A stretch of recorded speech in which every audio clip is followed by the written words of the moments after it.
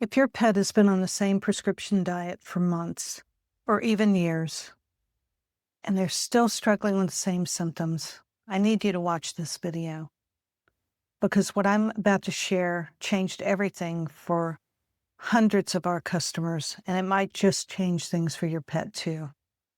I'm Penny Jones-Napier.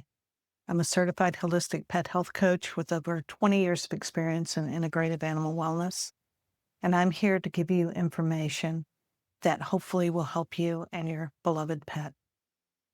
Before I say anything else, I want to be really clear about something. I deeply respect veterinarians. They work incredibly hard, and they generally want your pet to be well. But here's something most pet parents don't know. The average veterinary school curriculum includes less than a semester of nutrition coursework. Less than a semester.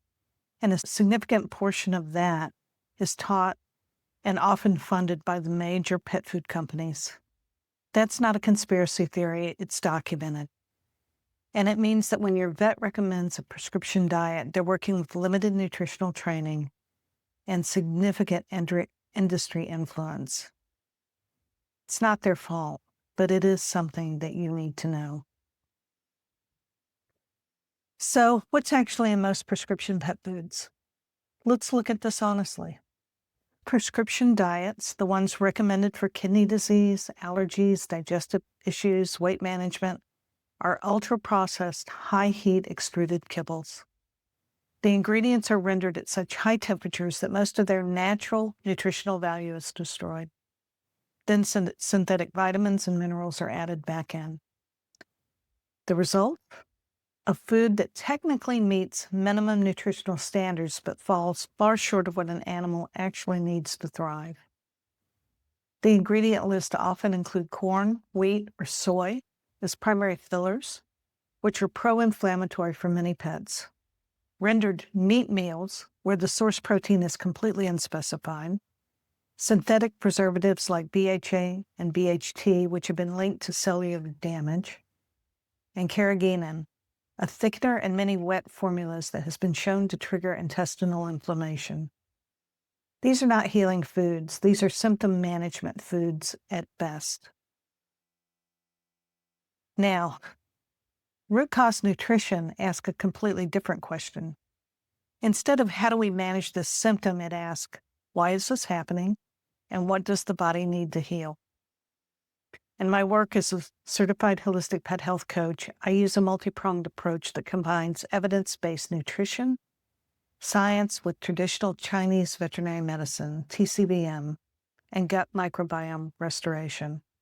Here's what that actually looks like in practice. First, we look at the gut, because in almost every chronic condition I work with, allergies, skin issues, digestive problems, immune dysfunction, even behavioral challenges, there's a gut component. A compromised gut lining, a disrupted microbiome, or dysbiosis is almost always part of the picture. Second, we look at food quality. What is this pet actually eating, and how is their body responding? We use tools like Yukari food sensitivity testing and glacier peak testing and elimination diets to identify what needs to come out of the diet. Third, we use TCVM to understand the energetic and organ system and patterns that are driving the imbalance. Was there excessive heat, dampness, a deficiency in kidney or spleen energy? These insights guide our food and herbal choices in ways that Western nutrition alone simply cannot. Now, I am not telling you to throw out your vet's advice or stop working with them. Please keep working with your veterinary team. What I am saying is that you can add to that care. You can become an informed advocate for your pet, and you can start making changes that address what is actually happening in their body. Here are 3 things that you can do this week. 1, read the ingredient label on whatever your pet is eating right now. If the first 3 ingredients are grains, fillers, or unnamed meals, that's your starting point. 2, ask your vet whether a food sensitivity test or an elimination diet trial might be appropriate for your pet's specific condition. 3, download the free gut health checklist I've put together. It walks you through the top signs of gut dysbiosis in dogs and cats. The link is in the description below. If you want to go deeper, if you want personalized guidance for your specific pet, their specific conditions, and a protocol that addresses root causes, that's exactly what I do inside the Wolf Nutrition Member Circle. It's a quarterly membership where you get access to live Q&A sessions with me, monthly educational protocols, and a community of pet parents who are all doing this work together.